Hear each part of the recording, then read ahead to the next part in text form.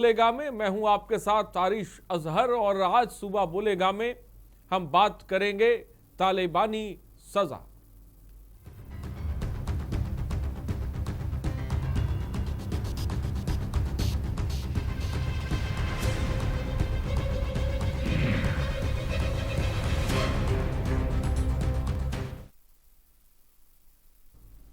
जी हां, यूपी के रामपुर में शक्की पति ने हैवानियत की हद पार कर दी।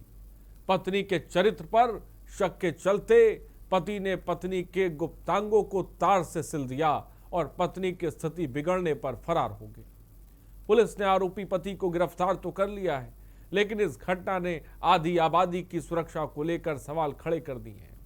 सवाल ये कि आखिर जब महिलाएं अपने ही घर में अपनों के बीच सुरक्षित नहीं हैं, तो महिलाएं कहां पर सुरक्षित रहेंगी। इस देश में महिलाओं को मां दुर्गा, मां मरियम, बीबी फातिमा का दर्जा दिया जाता है, तो फिर देश में महिलाओं के साथ एक छोटी सी सनक से ऐसी तालिबानी सजा आखिर क्यों? इसी पर हम बात करेंगे, लेकिन उससे पहले इस रिपोर्ट को देखिए और समझिए।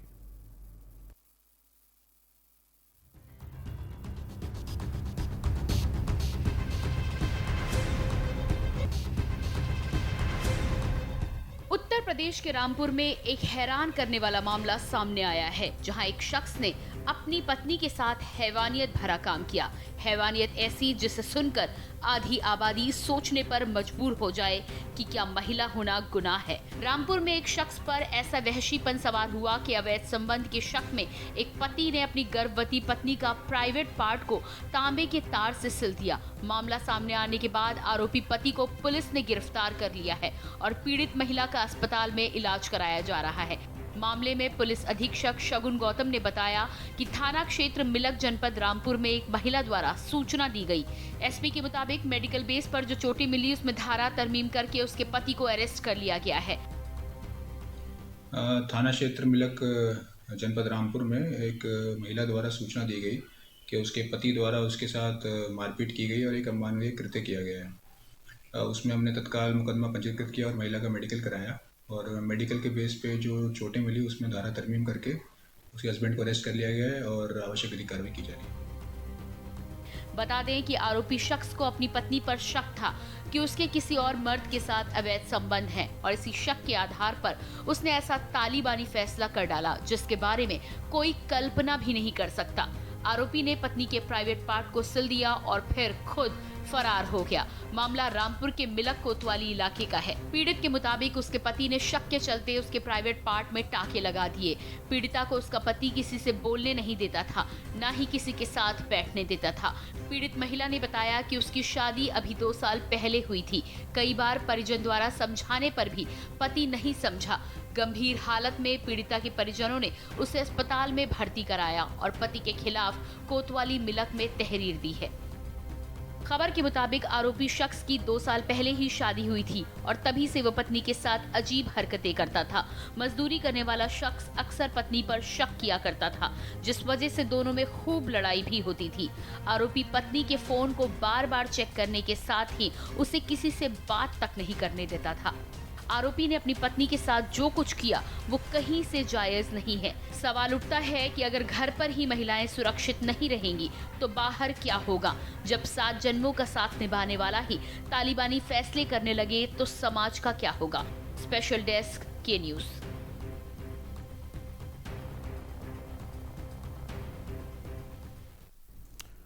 तो सनकी की सनक का आखिर इलाज क्या है? उत्तर प्रदेश के रामपुर से आई ये खबर रोंगटे खड़े कर देने वाली है। एक गर्भवती पत्नी के निजी अंगों को तांबे के तार से सिल देना, आप सोचिए, ये मेरे कहने में इतना मुश्किल हो रहा है, तो आप सोचिए कि ये खबर से आप अंदाजा लगाइए कि कितना क्रूर वो शख्स होगा, उसकी मानसिकता कैसी होगी जो इस तरह की वारदात को अंजाम देता है। कहां हैं रामपुर जैसे हैवान, ये अपने आप में बड़ा सवाल है। सनकी की सनक का आखिर इलाज क्या है, यह अपने आप में बड़ा सवाल है। ऐसे दरिंदों को क्या समाज में रहने का अधिकार है? ऐसे दरिंदों को किस तरह की सजा देनी चाहिए, यह अपने आप में बड़ा सवाल है। आधी आबादी की सुरक्षा पर सवाल उठ रहा है। जब महिलाएं घर के अंदर महफूज नहीं हैं तो बाहर उनका क्या हश्र होगा, ये आप अंदाज़ा खुद ब खुद लगा सकते हैं। महिला अपराध को लेकर लगातार हम सूबा बोलेगा का कार्यक्रम करते हैं, लेकिन सवाल घूम फिर के ही आ जाता है कि आखिर यह अपराध कब कम कैसे होगा, ये मानसिकता कैसे बदलेगी, मानसिकता कैसे बदलेगी महिलाओं के प्रति जो मानसिकता लोगों की बनती जा रही है। और इस शख्स ने जिस तरह की मानसिकता का परिचय दिया है उसको देखकर भी आप अंदाज़ा लगा सकते हैं। तालिबानी सज़ा, और तालिबानी सज़ा से भी मैं कहूँगा कि ख़तरनाक सज़ा जो है वो दी गई है, जहाँ पर एक महिला के निजी अंगों को तांबे के तार से सिल दिया जाता है, और वो भी एक गर्भवती पत्नी। नंबर्स लगातार फ्लैश हो रहे हैं, आप कॉल करिए, अपनी बात को रख सकते हैं। सूबा बोलेगा के कार्यक्रम में 2 साल पहले शादी होती है, शादी के बाद जो है चीज़ें थोड़ी सी बिगड़ती हैं, और वो बिगड़ते बिगड़ते इस जगह तक पहुंच जाती हैं कि इस वारदात को एक सन की पति अंजाम दे जाता है। अपने घर में असुरक्षित महिलाएं हैं, ये अपने आप में बड़ा सवाल है। हमारे साथ मकसूद अशरफ मुस्लिम स्कॉलर इस वक्त अधिक जानकारी के साथ जुड़ रहे हैं, और साथ ही साथ नाहिद अकील सोशल एक्टिविस्ट हैं, हमारे साथ इस वक्त जुड़ गए हैं। फ़हीम खान हमारे सहयोगी इस वक्त अधिक जानकारी के साथ रामपुर से जुड़े हैं। फ़हीम, सबसे पहले खबर को बताएं।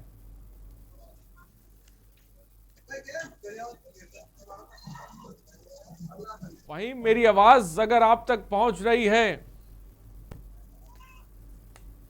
इस सनकी शख्स ने जिस वारदात को अंजाम दिया इसके बारे में बताएं, अगर मुझे सुन पा रहे हैं आप फ़हीम।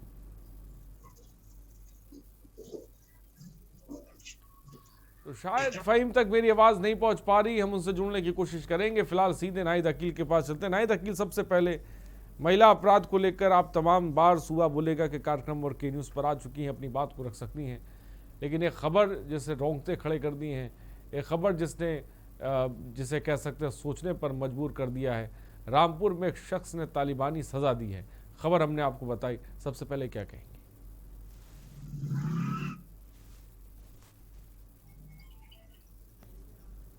नाहिद अकील जी, मेरा आपसे सवाल है। देखिए, ये खबर बहुत ही दिल दहलाने वाली है। आमतौर से ये इस तरह की हम लोगों ने पढ़ा था कि मिस्र में इस तरह की वारदात हुआ करती थी, जब लोग बाग जाते थे काम करने के सिलसिले में दूसरी जगह, तो वो ये करके जाते थे, वो भी जगह था, लेकिन भारत में कभी नहीं सुना गया। और इस तरह अगर भारत में ये हुआ है तो मुझे लगता है 2 तरह का इस पे पनिशमेंट होना चाहिए। एक तो जो कानून हमारा है वो जो सजा दे, तुरंत अरेस्टिंग हो ऐसे व्यक्ति की और उसको सजा मिले। दूसरी, सामाजिक और जो धार्मिक इदारे हैं उन्हें भी इसमें कदम उठाना पड़ेगा, उनका सोशल बायकॉट करना चाहिए कि किसी भी सोशल गैदरिंग में उनकी प्रेजेंस ना हो, एकदम समाज से उनको बेदखल कर देना चाहिए, उनसे मिलना जुलना बंद करना चाहिए, क्योंकि ऐसे व्यक्ति से आप अगर ताल्लुकात रखते हैं तो हम समझते हैं कि आप इस्लाम के भी मानने वाले नहीं हैं, क्योंकि जितनी इज्जत बख्शी है इस्लाम में औरतों को, शायद हम उसको बखान भी नहीं कर सकते, यहाँ बयान भी नहीं कर सकते हैं। लेकिन क्या वजह है कि आदमियों को ये बात समझ में नहीं मैं नाहिद अकील जी आपके पास आऊंगा। आनंद एक बिलासपुर से दर्शक इस बीच हमारे साथ हैं। आनंद, आप क्या कहना चाहते हैं? आनंद, क्या मुझे सुन पा रहे हैं आप? जल्दी से अपनी बात को रखिए, वक्त की थोड़ी सी कमी है। जी, मैं ब्यूरोक्रेसी से परेशान हूँ। ये जनपद हापुड़ की ब्यूरोक्रेसी, तहसीलगढ़ मुक्तेश्वर का राजस्व का प्रशासन, इसमें मैं 13 साल निरंतर प्रार्थना पत्र दे रहा हूँ, लगभग 50 प्रार्थना पत्र दे चुका हूँ। आनंद, आप अलग विषय पर बात कर रहे हैं, आज हमारा विषय कुछ और है। फिलहाल बहुत बहुत शुक्रिया। नाहिद अकील जी, अपनी बात को पूरा करें। देखिए, कोई दो राय नहीं है। उस पे अगर कंट्रोल होता, डर होती, तो शायद उनकी इतनी हिम्मत नहीं होती। लेकिन इसको हमेशा, ये समाज की भी एक विकृति है, इसलिए पूरी जिम्मेदारी समाज की भी है। जो भी धार्मिक इदारे हैं उनको इनके ऊपर पाबंदी लगाना चाहिए। उनसे मिलने जुलने वाले रिश्ते नातेदारों को भी इनसे बायकॉट इनका करना चाहिए, अपने आप से ताल्लुकात खत्म करने चाहिए। कानूनी सजा, आपको पता है कि भारत में इतनी लचर है कि जब तक इनको सजा मिलेगी तब तक इनके जैसे तमाम और लोग पनप चुके होंगे, इनसे लेसन ले चुके होंगे।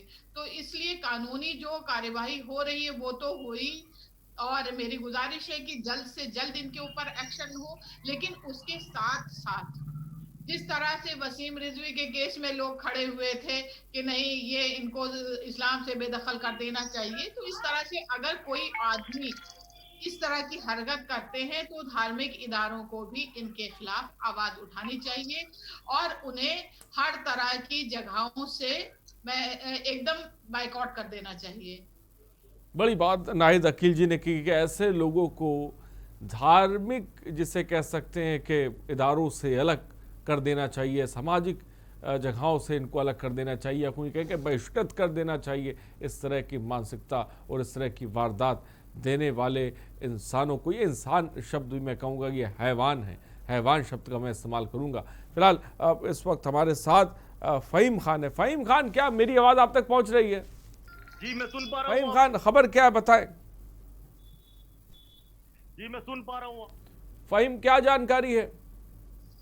जी देखिए, जानकारी अगर महिलाओं के संबंध की बात करी जाए तो जिस तरह से रामपुर के अंदर ये इतनी बड़ी वारदात को एक शक्की पति ने अंजाम दिया है, एक महिला के ऊपर शक किया गया और शक करने के बाद उस महिला के गुप्त अंगों को पीतल और तांबे के तार से सीने के बाद इतना घटिया और इससे इसकी जितनी आलोचना की जाए कम है, ये घटिया वारदात को अंजाम दिया गया। तो आप अंदाजा लगा सकते हैं कि महिलाओं का जो महिला के हित की बात करती है सरकार, जो महिला के सुरक्षा की बात करती है और महिला सुरक्षा के लिए कई सारे ऐप और कई चीजें जो हैं वो, जैसे जो महिलाओं में सिपाहियों को ले लें या फिर जीरो टॉलरेंस की बात कर लें, तो इससे सब तरह से अगर महिलाओं को सुरक्षा देने की बात करें तो यहाँ हम फेल नजर आ रहे हैं। क्योंकि जिस तरह से रामपुर में ये घटना घटी है, ये अपने आप में बहुत बड़ा सवाल है कि आज भी महिलाओं को पुरुष प्रधान देश में इसी तरह से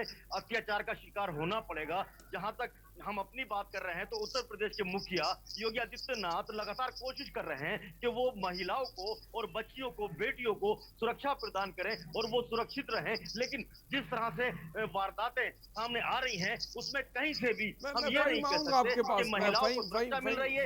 फ़हीम, मैं आपके पास आऊंगा। उमेश मेरठ से इस बीच एक दर्शक हैं। उमेश, क्या कहना चाहेंगे आप? नमस्कार साहब। जी नमस्कार, बोलिए। हाँ, मैं ये कहना चाहता हूँ कि हमारे समाज में कुछ आदमियों की मेंटलिटी, मैं ये कहना चाहता हूँ कि हमारे समाज में कुछ आदमियों की मेंटलिटी इतनी पुअर होती है कि वो संकी हो जाते हैं। वो लेडीज को देखते ही अपना आपा खो देते हैं। दिन पर कोई लगाम नहीं है, पुलिस का कोई कंट्रोल नहीं है, कोई मॉनिटरिंग नहीं है, लेडीज की कोई सेफ्टी नहीं है। जिसकी वजह से ये अपराध दिन दिन बढ़ते जा रहे हैं।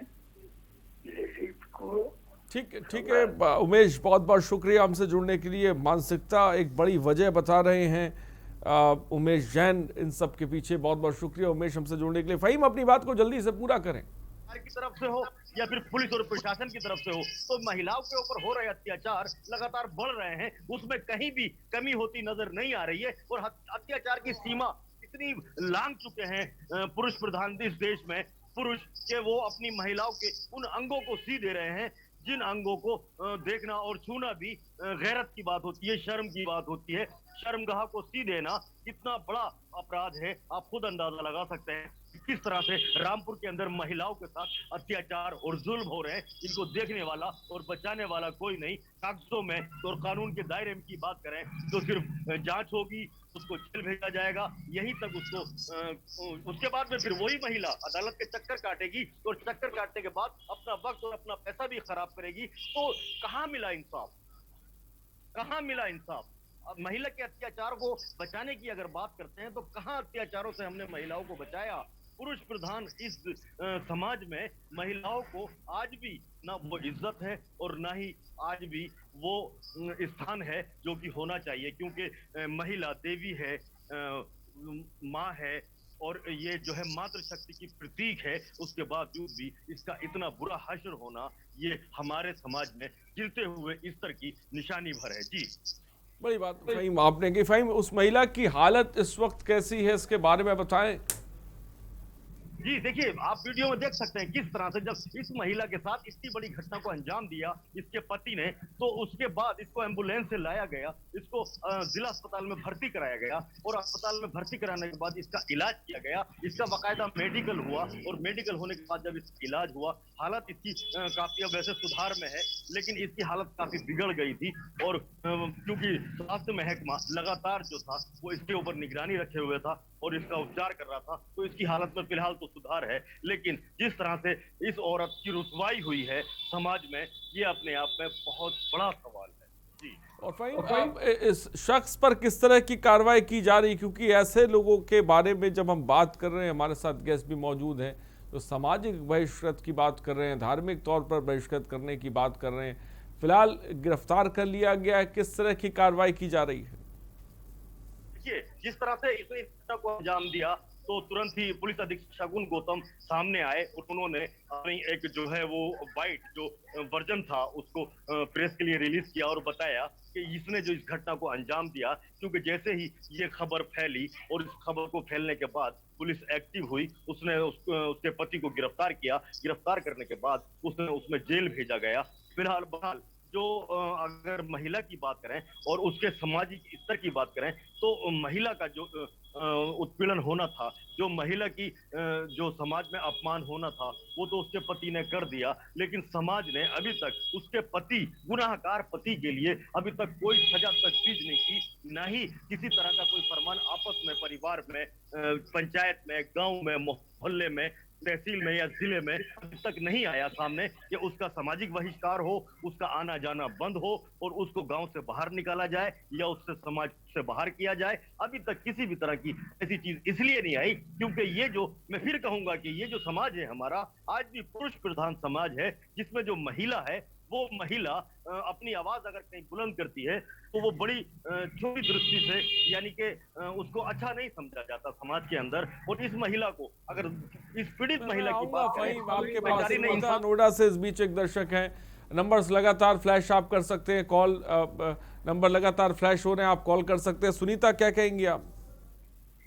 नमस्ते सर, मेरा नाम सुनीता है और मैं नोएडा सरफाबाद से बोल रही हूँ। सर, मेरा कहना ये है कि जो इस महिला के साथ हुआ है उसने आदमियों के लिए शर्मनाक बात और कुछ भी नहीं हो सकती, जो उन्होंने ऐसा कदम उठाया उस आदमी की वजह से, और जो अच्छे आदमी है उन पर भी ये आरोप आता है और उनको देखकर कई ऐसे जो लोग हैं वो भी, उनको भी हिम्मत होगी कि भाई हम भी ऐसे काम करें। इसलिए मैं ये चाहती हूँ कि सरकार इसमें महिलाओं कहीं भी सुरक्षित नहीं है, ना महिलाएं ना लड़कियां स्कूल जाती है, ना घर में सुरक्षित है। इसलिए मैं चाहती हूँ सरकार से कि कोई कड़े कदम उठाए, ऐसे कड़े कदम उठाए जिससे कि ऐसे लोगों के लिए सजाए मौत या कड़ी से कड़ी सजा मिले।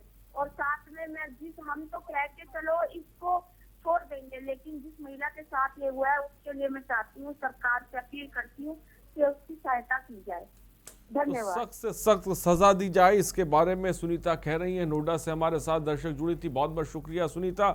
चंद्र प्रकाश कुरुक्षेत्र से इस बीच एक दर्शक है। चंद्र प्रकाश, आप क्या कहना चाहते हैं? चंद्र प्रकाश जी, क्या मुझे सुन पा रहे हैं आप? ठीक है, तो शायद चंद्र प्रकाश तक मेरी आवाज नहीं पहुंच पा रही। फ़हीम, जल्दी से अपनी बात को पूरा करें, मैं आगे बढ़ूं फिर। जी, सवाल मुझसे? जी फ़हीम के पास आऊँगा। काफ़ी देर से मकसूद अशरफ हमारे साथ जुड़े हुए हैं। मकसूद अशरफ जी, इस तरह की हैवानियत वाली वारदातें जो समाज में घट रही हैं और एक तस्वीर, एक ख़बर और हमारे सामने है, इसके बारे में हम आपको बता भी रहे हैं, दर्शकों को भी बता रहे हैं, सूबे को भी दिखा रहे हैं, क्या कहेंगे सबसे पहले मकसूद साहब आप? जितनी भी इस घटना की निंदा की जाए वो कम है। सबसे बड़ी बात यह है कि इसी तरह का एक वाकया 2012 में इंदौर के अंदर हुआ। 4 साल तक उस महिला के गुप्तांग में उसके पति ने ताला लगा के रखा हुआ था। ये घटना ठीक है, आज यूपी की घटना है इसलिए हमको पता लग रहा है कि शायद ये पहली घटना है। और दूसरी चीज, मैं अपनी बहन नाहिदा अकील से बिल्कुल इस बारे में खिलाफ हूँ कि आप इसको किसी पर्टिकुलर कम्युनिटी को हिदायत मत कीजिए, क्योंकि जो इससे पहले वाकया हुआ वो उस कम्युनिटी का नहीं था जिस कम्युनिटी की आप बात करती हैं। ये सवाल कम्युनिटी का नहीं, मैं रुकना चाहूँगा मकसूद साहब आपको। इस वक्त एक बहुत अहम, बहुत बड़ी खबर हमें छत्तीसगढ़ से मिल रही है। छत्तीसगढ़ के नारायणपुर में नक्सली वारदात को अंजाम दिया गया है। नक्सलियों ने बस को विस्फोट से उड़ा दिया। 4 जवानों के शहीद होने की खबर मिल रही है। 10 जवानों के जख्मी होने की आशंका जताई जा रही है। छत्तीसगढ़ से बड़ी खबर, छत्तीसगढ़ के नारायणपुर में नक्सली वारदात। नक्सलियों ने बस को विस्फोट से उड़ाया है। 4 जवानों के शहीद होने की खबर है।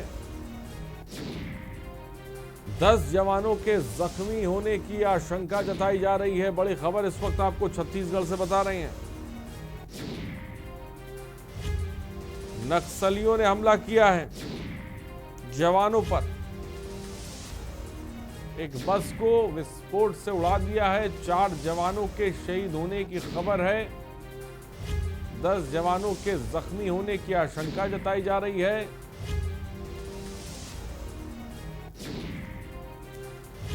बड़ी खबर इस वक्त छत्तीसगढ़ से, छत्तीसगढ़ के नारायणपुर से इस वक्त आपको बता रहे हैं।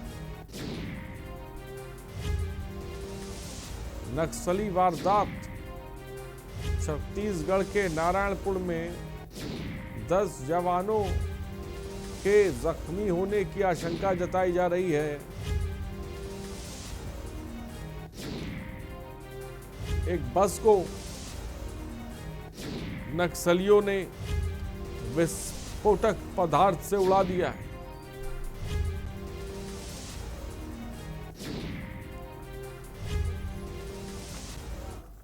तो ये बड़ी खबर हमने इस वक्त आपको बताई। फिलहाल हम अपने कार्यक्रम की तरफ आगे बढ़ेंगे, रुकते हैं एक छोटे से ब्रेक के लिए। हम जल्द हाजिर होंगे।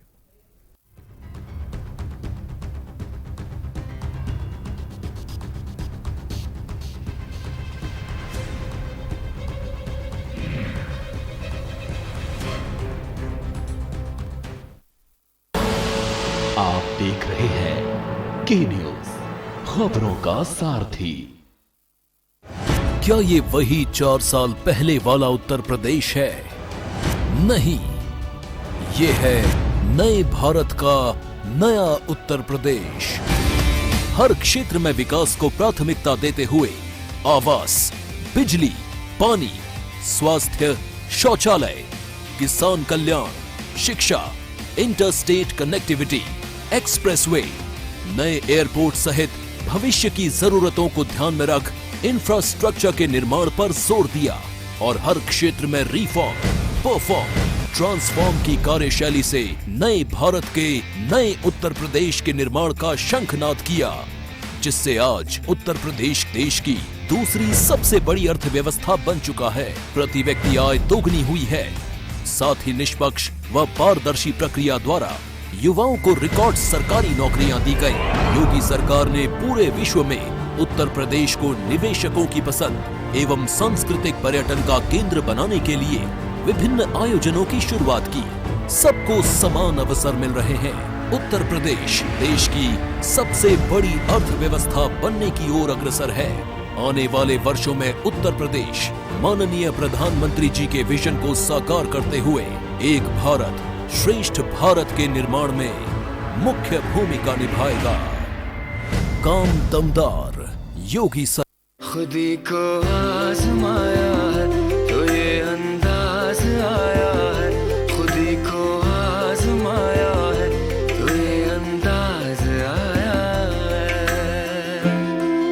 तुम में भी मैं हूं, शुद्ध प्लस पान मसाला। आप देख रहे हैं के न्यूज, खबरों का सारथी।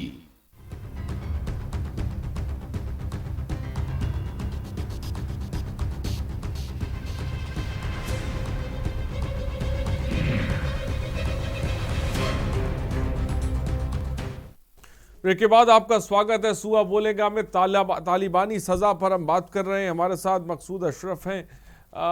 मकसूद अशरफ साहब, अपनी बात को जल्दी से पूरा करें। सर, मैं जल्दी की क्या, आप बीच में आ गए, वो पूरी बात कर ही नहीं पाया। मेरा कहना है कि ये जो मानसिकता है ये किसी पर... हाँ, आप बोलिए, आपकी आवाज हम तक आ रही है। जी, मेरा कहना ये है, इस तरह की जो मानसिकता है इसका ताल्लुक किसी पर्टिकुलर मजहब से नहीं है। मेरी बहन नाहिदा अकील ने जो हिदायत दी वो मुसलमानों की दी। मैं ये कहना चाह रहा हूँ 2012 के अंदर इंदौर के अंदर ये वाकया हुआ। 4 साल तक उसने अपनी पतली को ताला लगा के रखता था, सुबह में लॉक करके जाता था, शाम को आके खोलता था, चाबियां उसके पास होती थी। 4 साल के बाद आज ही जाके उस खातून ने सोचा अपनी जिंदगी से हाथ धो ले। जब वो बीमार हुई और लोगों को पता लग गया कि उसने हत्या करने जा रही है, अस्पताल में गई, डॉक्टर वहां फाइंड आउट कर रही है कि ये लॉक क्यों लगा हुआ है, चाबी उसके पास मौजूद है। उसको सजा हुई 10 साल की। मजिस्ट्रेट ने सिर्फ इस बुनियाद पे सजा दे दी, जबकि बाद में आमतौर पर जानते हैं हमारी औरतें कमजोर होती हैं, वो अपने स्टेटमेंट से बाहर हो गई। लेकिन उसके बावजूद ये बहुत बड़ी मिसाल वहां के मजिस्ट्रेट ने पेश किया और 10 साल की उसको सजा दी 2013 के अंदर। तो मेरा कहना है ये सरकार खाली ये कहने से कि विमेन एम्पावरमेंट, औरत सशक्तिकरण से, महिला सशक्तिकरण खाली नारे से काम नहीं होगा। इसके लिए बाकायदा ऐसी मजबूत बनानी पड़ेगी हमारी खातून को कि किसी मर्द की ये हिम्मत ना पड़ने पाए।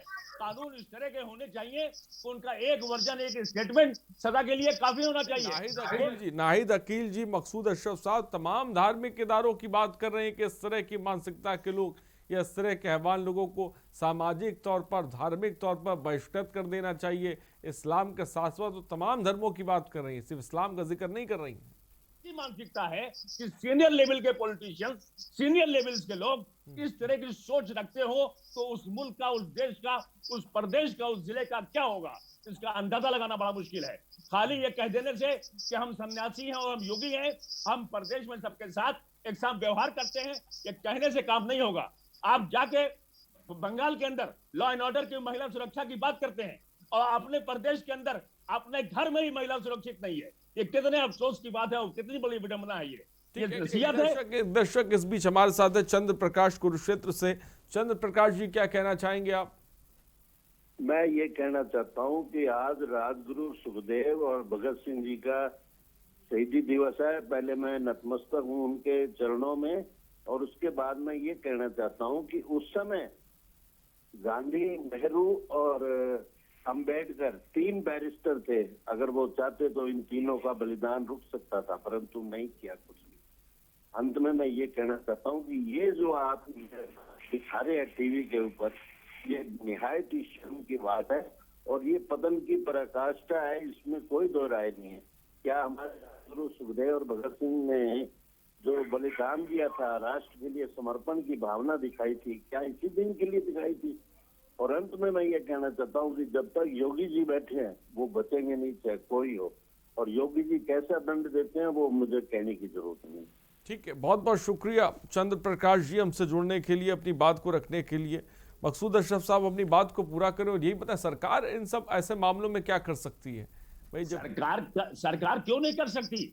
जब सरकार के ही मुखिया लेडी की फटी हुई जींस के वक्त से उससे अंगों का प्रदर्शन देखते हो तो ऐसी मानसिकता तो पहले सरकार की है, सरकार के लोगों की है। औरत की तरफ आपकी सोच ही ऐसी हो गई है।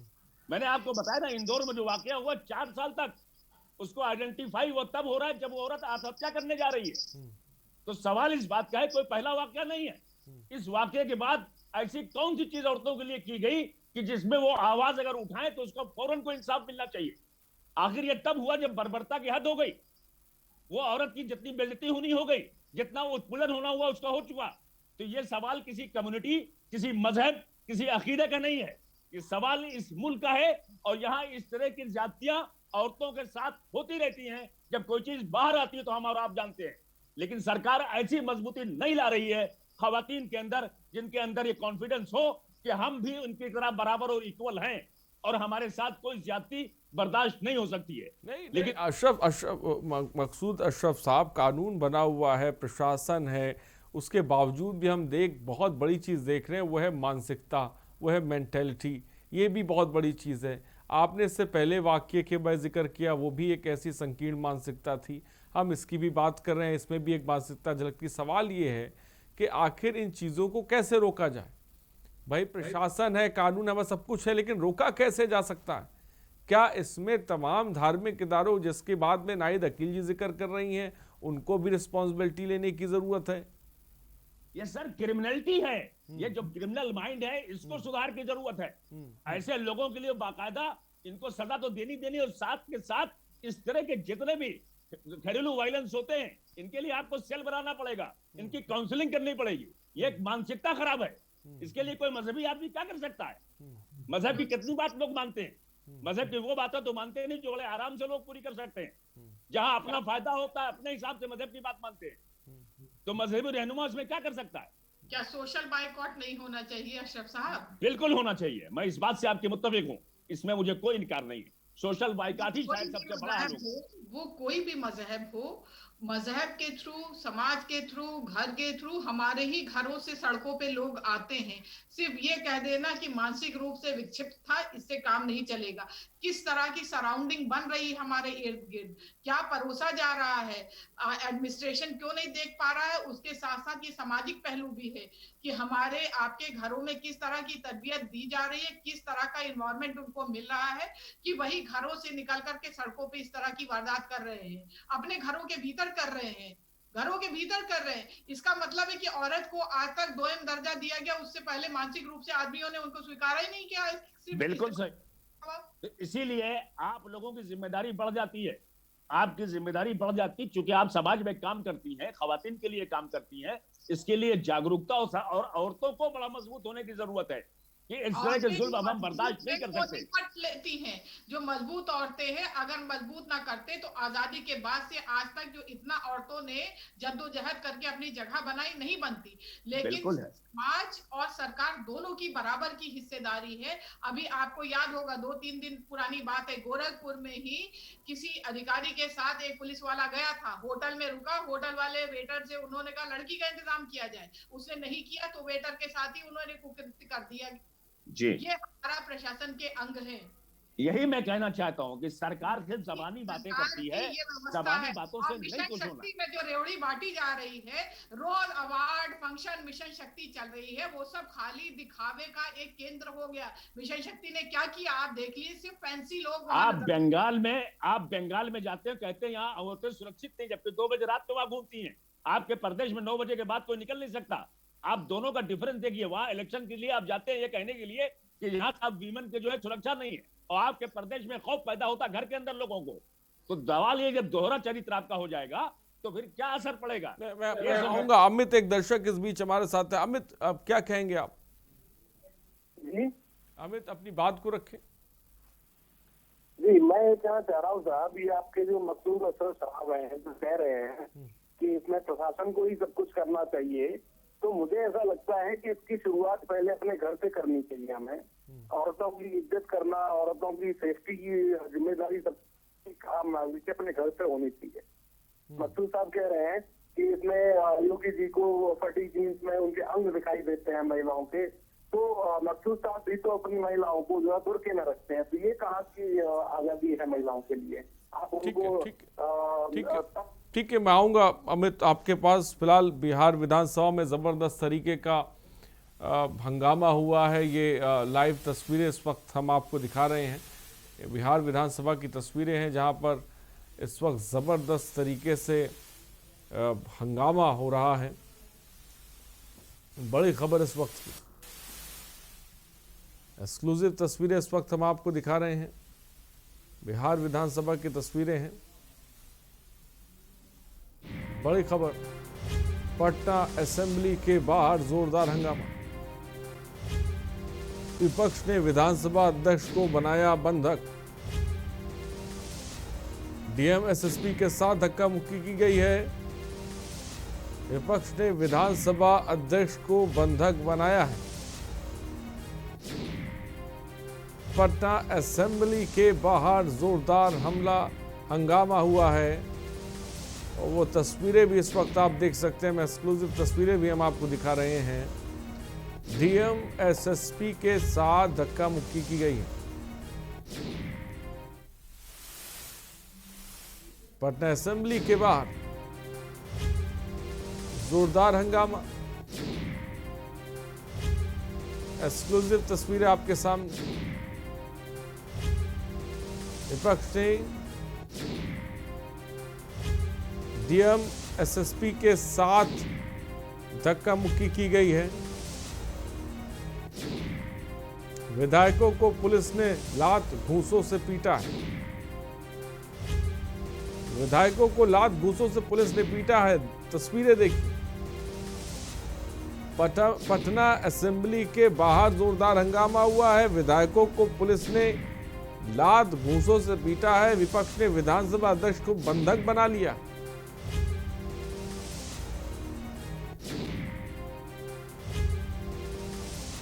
बिहार विधानसभा के बाहर जोरदार हंगामा देखने को मिला। स्थिति यहां तक पहुंच गई कि विधायकों को पुलिस ने लात घूंसों से पीट दिया। पटना असेंबली के बाहर जोरदार हंगामा हुआ है। एक्सक्लूसिव तस्वीर इस वक्त के न्यूज सबसे पहले आपको दिखा रहा है। डीएम एसएसपी के साथ धक्का मुक्की हुई है, वो आप तस्वीरें देख सकते हैं। और आप देखिए किस तरह से जो विधायक हैं उनको धक्का दिया जा रहा है। और उसके बाद पुलिस भी कई विधायकों को लात घूंसों से पुलिस ने भी पीटा है। ये बिहार विधानसभा के बाहर हंगामा हुआ है। पटना असेंबली के बाहर की तस्वीरें हैं, जहां पर अचानक स्थिति बिगड़ जाती है। विपक्ष विधानसभा अध्यक्ष को बंधक बना लेता है। विधायकों को पुलिस ने लात घूंसों से पीटा है। ये तस्वीरें देखकर आप अंदाजा लगा सकते हैं आज क्या कुछ पटना असेंबली के बाहर हुआ है।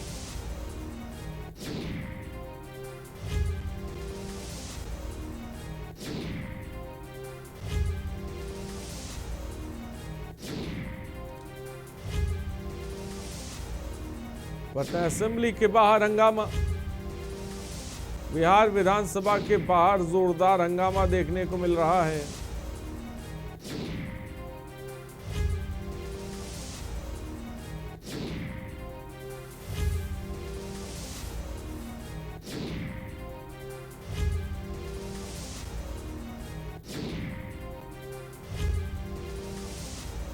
बड़ी खबर, लाठी डंडों से विधायकों को पीटा गया।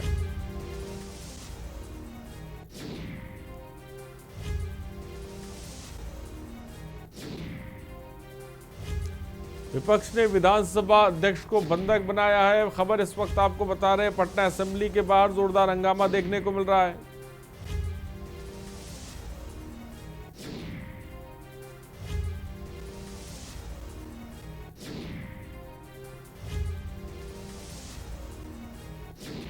विपक्ष ने विधानसभा अध्यक्ष को बंधक बनाया है।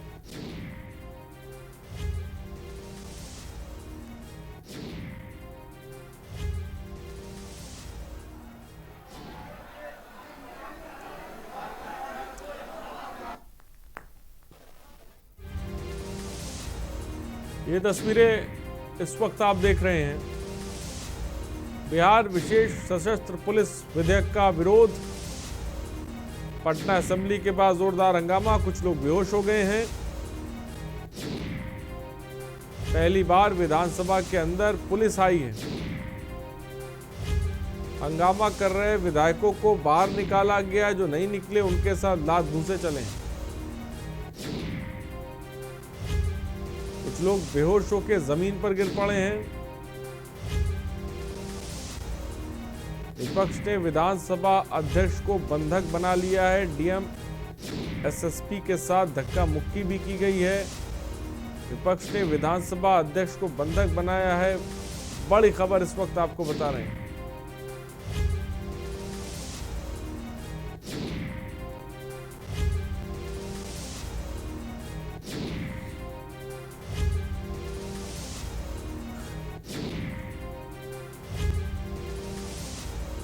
तस्वीरें आप देख सकते हैं।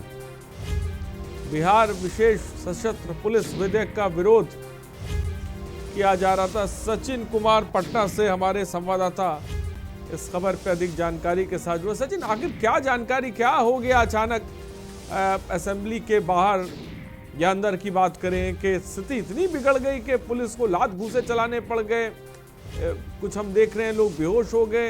क्या जानकारी है सबसे पहले आपके पास? जी बिल्कुल बिल्कुल। तेजस्वी यादव ने पहले ही कह दिया था कि वो विधानसभा का घेराव करेंगे। पुलिस ने इनकी अनुमति नहीं दी थी। प्रशासन द्वारा कहा गया था कि देश में बढ़ते कोरोना को देखते हुए एक आंदोलन की या फिर कहीं भीड़ भाड़ की अनुमति नहीं दी जा रही। इसके बावजूद तेजस्वी यादव ने आज सुबह सुबह प्रेस कॉन्फ्रेंस की। उसके बाद वो सड़कों पे हजारों कार्यकर्ताओं के साथ निकल गए। एक तरफ सामने पुलिस थी, एक तरफ कार्यकर्ता थे। पुलिस ने लाख कोशिश की कार्यकर्ताओं को समझाने की, लेकिन कार्यकर्ता कुछ भी सुनने को नहीं मान रहे थे। बात उस समय आगे बढ़ गई जब तेजस्वी यादव और तेज प्रताप यादव खुद कार्यकर्ताओं के बीच पहुंचे।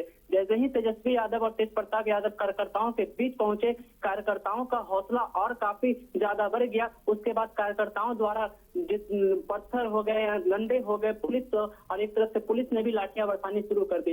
ये काफी आक्रोशित हो गया। देखिए कि तेजस्वी यादव ने देश में बढ़ती हुई, बिहार में बढ़ती हुई, देश में साथ बिहार में जो महंगाई बढ़ रही है, भ्रष्टाचार हो रहे हैं। तेजस्वी यादव ने खुद कहा कि विधानसभा में 64% ऐसे मंत्री हैं जिन पे बड़े बड़े आपराधिक मामले हैं। तो इन सब मुद्दों को लेकर तेजस्वी यादव विधानसभा का घेराव करने के लिए बढ़ रहे थे, लेकिन उनको पुलिस द्वारा रोक लिया गया। सचिन, क्या विधानसभा अध्यक्ष को बंधक भी बना लिया विपक्ष ने? नहीं, इसकी कोई जानकारी नहीं। विधानसभा तक भीड़ नहीं पहुंच पाई क्योंकि बीच में ही पूरी तरह से आपने देखा होगा कि पुलिस ने लाठी बरसाई। डाकबंगला चौराहा, पटना में जो डाकबंगला चौराहा है, गांधी मैदान से ये शुरू हुई थी। डाकबंगला चौराहा आते आते पुलिस ने पूरी तरह से भीड़ को तितर बितर कर दिया। लेकिन कुछ हद तक भीड़ विधानसभा तक पहुंची, लेकिन विधानसभा के अंदर नहीं पहुंच पाई। कुछ समय के लिए विधानसभा से अंदर से कोई भी बाहर नहीं निकल रहे थे। कोई भीड़ काफी आक्रोशित थी, जिसमें अध्यक्ष भी शामिल थे। कुछ समय के लिए कह सकते हैं कि वो बंधक के तौर पर अंदर बंद हुए थे। अब सचिन, कुछ लोगों को हम देख रहे हैं जमीन पर घायल अवस्था में पड़े हुए हैं, बेहोशी की हालत में है। क्या पुलिस ने विधायकों पर लाठी डंडे चलाए हैं? जी बिल्कुल बिल्कुल। कुछ लोग ही नहीं, पत्रकार को भी काफी चोट आई है इसमें, पुलिस को भी काफी चोट आई है। खासकर पत्रकार लोग को लाठियां भी लगी है बीच में, क्योंकि दोनों तरफ से जब लाठियां चल रही थी तो बीच में पत्रकार भी आ गए हैं। पुलिस ने जो लाठी चलानी बरसानी शुरू करी तो ना उसमें कोई नेता नजर आए, ना कोई कार्यकर्ता नजर आए। पुलिस बस लाठियां बरसाती रह गई। आपने देखा होगा विजुअल में किस तरह से पुलिस ने लोगों को दौड़ा दौड़ा कर मारा है। पूरे गांधी मैदान से लेकर विधानसभा, डाकबंगला चौराहे, हर तरफ पुलिस ने लोगों को दौड़ा दौड़ा कर मारा है, क्योंकि उनको आदेश था उनका, पुलिस का सीधा तौर पे कहना है कि हम विधानसभा तक इस भीड़ को नहीं पहुंचने देंगे। तो सचिन, फिलहाल इस वक्त की स्थिति कैसी है वहां पर? क्या स्थिति नजर आ रही है इस वक्त? इस वक्त की स्थिति कंट्रोल में नजर आ रही है। तेज प्रताप और तेजस्वी यादव को हिरासत में ले लिया गया था, लेकिन छोड़ दिया गया। तेजस्वी यादव ने कुछ देर पहले ट्वीट किया कि राम मनोहर लोहिया का आज जयंती है। उस जयंती पे बिहार की सरकार, माननीय नीतीश कुमार जो मुख्यमंत्री हो, समाजवाद के नाम पे कलंक है। उनको कलंक कहकर संबोधित किया है तेजस्वी यादव ने, क्योंकि आज ही के दिन जब युवा रोजगार मांगने के लिए सड़कों पे आ रहे हैं तो जो पुलिस है, नीतीश जो सीधा उन्होंने मुख्यमंत्री पे आरोप लगाते हुए कहा है कि उनके इशारे पे सबको लाठियां बरसाई गई है। यानी मुख्यमंत्री के इशारे पे राम मनोहर लोहिया की जयंती पर लाठियां बरसाई गई है, क्योंकि युवा रोजगार मांगने के लिए आया था। जो पार्टी ने वादा किया था चुनाव के समय 19 लाख का, वही वादा को लेकर युवा सड़कों पे उतर रहे थे, जिसके बाद स्थिति पूरे बिहार में कंट्रोल हो गई, आउट ऑफ कंट्रोल हो गई थी। लोग इधर उधर भागने लगे थे। ट्रैफिक पूरी तरह से बिहार की पूरी, आप कहें तो आज राजधानी का पूरा चक्का जाम हो चुका था आप दोपहर से लेकर शाम तक का। अभी लेकिन स्थिति कंट्रोल में नजर आ रही है। तो सचिन, मैं आपको बनाए रखना चाहूँगा, आप बने रहिए। फिलहाल ये लाइव तस्वीरें इस वक्त टीवी स्क्रीन पर हम दिखा रहे हैं। आप कुछ जो विधायक हैं वो चोटिल हुए हैं, कार्यकर्ता भी चोटिल हुए हैं, जिन्हें पुलिस की लाठियां पड़ी हैं, सर से खून बहा है। कुछ लोग ज़मीन पर आपने देखा कि बेहोशी की हालत में ज़मीन पर पड़े हुए थे। डीएम एसएसपी के साथ भी धक्का मुक्की की गई है। पहली बार ऐसा हुआ है देखने में जब विधानसभा के अंदर हंगामा हुआ है। विपक्ष ने इस तरह की भी खबरें हैं, फिलहाल हम पुष्टि नहीं करते कि जो है विधानसभा अध्यक्ष को बंधक बना लिया। फिलहाल मैं इसकी पुष्टि नहीं करता। फिलहाल एम्बुलेंस आप देख रहे हैं पहुंच गई है, जो लोग घायल हुए हैं और उनको हॉस्पिटल लेके जाया जा रहा है। और जैसा कि हमारे संवाददाता सचिन बता रहे हैं कि तेजस्वी यादव ने कहा है कि ये सब कुछ जो हुआ है, ये मुख्यमंत्री के इशारे पर हुआ है। मुख्यमंत्री के इशारे पर हम पर लाठियां बरसाई गई हैं, हमको मारा गया है लात घूंसों से। बड़ी खबर, तमाम मुद्दों को लेकर तेजस्वी यादव जिसे कह सकते हैं अपनी बात रख रहे थे। उस दौरान हंगामा बढ़ता है। हंगामा इस कदर बढ़ता है कि वो हंगामा बाहर तक साफ तौर पे आपको नज़र भी आ रहा है। पटना असेंबली के बाहर की ये तस्वीरें हैं जहां पर कई विधायकों को पुलिस जो है और कार्यकर्ताओं को रोकने की कोशिश करती है। वो असेंबली की तरफ जब बढ़ रहे थे उस दौरान उनके ऊपर जमकर लाठियां बरसाई जाती हैं।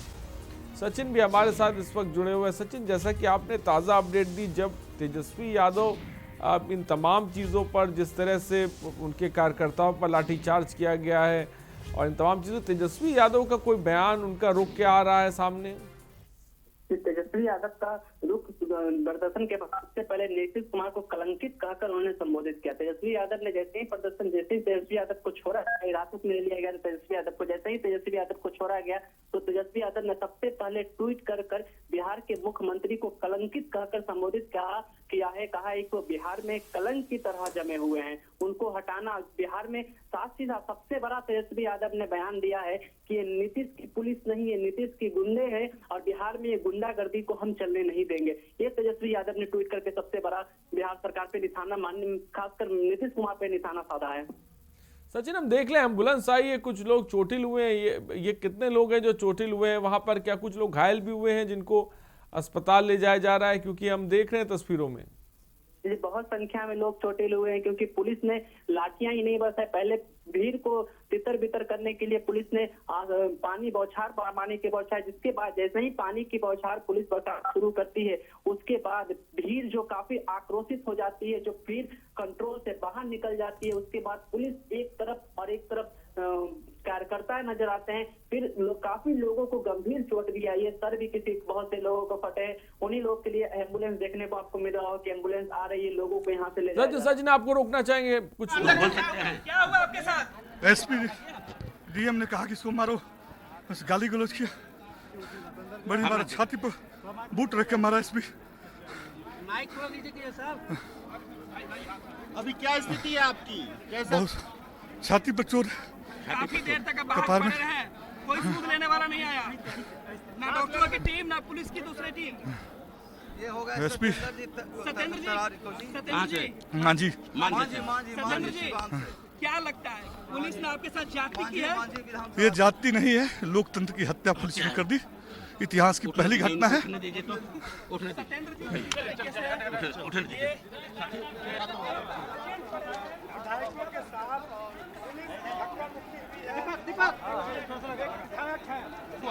एसपी ने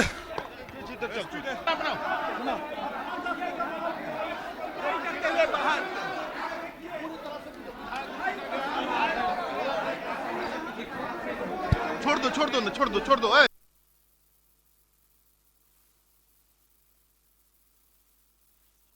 थोड़ी देर पहले देखा कि जब वो विधानसभा से बाहर आए, लेकिन जैसा कि आप देख रहे हैं धक्का भी दिया जा रहा है। तेजस्वी यादव मीडिया से मुखातिब हुए, लेकिन उन्होंने कुछ बोला। अरे कलेक्टर करा रहा है, एसपी करा रहा है, नीतीश कुमार गुंडों को भेजा है यहाँ पर। आखिर क्यों ऐसा हो रहा है? देखिए क्या हो रहा है। हम तो कह रहे हैं कि इस बिल को मत पास किया जाए, हम बिल का विरोध कर रहे हैं। हम तो बिल का विरोध कर जनतांत्रिक तरीके से अब ये सब गुंडाई करा रहे हैं। तो ऐसे में कैसे होगा? कैसे होगा? देखिए कैसे चल रहा है, देखिए कैसे चल रहा है। आपको पीटा गया है क्या? पीटा नहीं है, उठा के लाके यहाँ पीट दिया। नहीं बख्शा गया। नहीं, महिला किसी महिला विधायक को यहाँ बैठी हुई है। ये सरकार महिला समर्थक थोड़े है, महिला सशक्तिकरण का ढोंग रचने वाली सरकार। ये सरकार महिला की है। आप देखिए महिलाएं खड़ी हैं, सारी महिलाओं के साथ मारपीट की जा रही है। आपको तो ढकेल के बाहर कर। हाँ देखा आपने देखा ही है मैं कैसे आई हूँ। और इस तरह से ये बिहार के लिए बिहार की जनता इस चीज को देख रही है तो सजग हो जाए। ये सरकार, ये बिहार किस रास्ते में जा रहा है? अंग्रेजी हुकूमत की शासन को लागू करने के लिए, अंग्रेजी शासन की नीतियों को लागू करने के लिए ये सरकार तानाशाही रवैया अपना रही है। जब भारत में स्वतंत्रता की बात की है तब तक लाठीचार्ज, मारपीट, हत्या तब कर गए। और यही लगता है कि एक बार पुनः ये सरकार, ये देश, ये बिहार, मैं बिहार की आवाम से आग्रह करना चाहती हूँ कि बिहार की आवाम इस चीज को बहुत बारीकी से देखे। जब हम महिलाएं होकर महिलाओं पे अत्याचार किया जा रहा है, यहाँ आपने चुनकर हम विधायकों को भेजा है, विपक्ष की मजबूत भूमिका आज हम निभा रहे हैं। हम पुलिसिया बिल के खिलाफ हैं। पुलिस सशस्त्र विधेयक जो आप ला रहे हैं उसकी पुरजोर हम विरोध करते हैं। आप किसी को भी शक पर आप गिरफ्तार कर सकते हैं, किसी की तलाशी ले सकते हैं। ये क्या है? ये हर व्यक्ति असुरक्षित महसूस करेगा। हर कोई अपनी साजिश को, अपनी दुश्मनी भी उसमें निभाने की कोशिश करेगा। मैं संगीता कुमारी, मैं मोहनिया की विधायक हूँ। साफ तौर पे पुलिस सशस्त्र विधेयक का विरोध विपक्ष कर रहा था। जिस दौरान ये हंगामा होता है, धक्का देकर जो हंगामा कर रहे थे उनको बाहर निकाला जाता है। वो तस्वीरें भी आपने देखी, कई विधायकों को धक्का देकर जो है वो बाहर निकाला गया है। डीएम एसपी के साथ धक्का मुक्की की गई है। और जबकि जो विपक्ष है उनके नेताओं का ये कहना है कि डीएम एसपी गुंडाई कर रहे हैं, ये नीतीश कुमार के गुंडे हैं, गुंडा राज चल रहा है, वो इस तरह की बात कर रहे हैं। ट्वीट भी कर दिया है तेजस्वी यादव ने इस पूरे घटनाक्रम को लेकर। कुछ लोग घायल हुए हैं जिन्हें अस्पताल पहुंचाया गया है। बिहार विधानसभा के बाहर इस वक्त जोरदार हंगामा देखने को मिला है। हंगामा कर रहे विधायकों को बाहर निकाला गया है। पुलिस सशस्त्र विधेयक का विरोध विपक्ष कर रहा था जबरदस्त तरीके से, और वो हंगामा इतना ज्यादा बढ़ गया कि पुलिस को अंदर आना पड़ा और खींच कर धक्का देकर विधानसभा के बाहर निकालना पड़ा। ये नौबत वहां पर आ गई। वही तस्वीरें पटना असेंबली की हम आपको दिखा रहे हैं, जहां पर जबरदस्त तरीके से हंगामा देखने को मिला है। एक एक करके धक्का देकर बाहर निकाला गया है।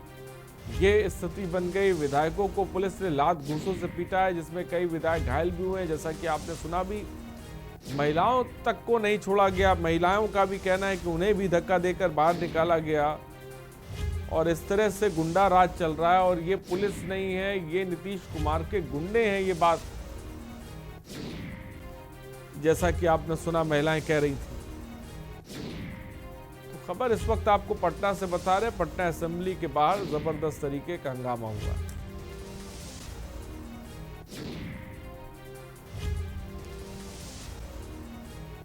पटना से खबर।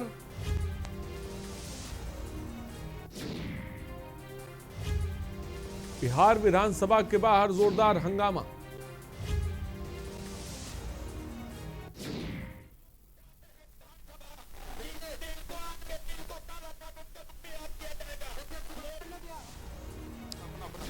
पुलिस सशस्त्र विधेयक का विरोध किया जा रहा था जिस दौरान ये हंगामा बरपा होता है। पटना से खबर इस वक्त आपको बता रहे हैं। लाइव आप तस्वीरें लगातार जो हमारे पास आ रही वो भी हम आपको दिखा रहे हैं। पटना असेंबली के बाहर की तस्वीरें हैं। विधायकों को पुलिस ने लात घूंसों से इस दौरान पीटा है। कई लोग घायल हुए। तेजस्वी यादव ने इस दौरान ट्वीट भी किया है। तेजस्वी यादव का कहना है कि गुंडा राज है, नीतीश कुमार के गुंडे हैं ये।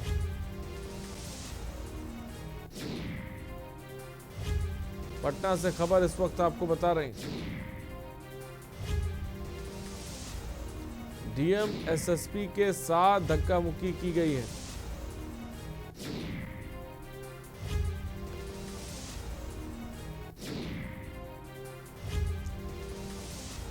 सचिन भी लगातार हमारे साथ जुड़े। सचिन, इस वक्त ताजा अपडेट क्या मिल रही है?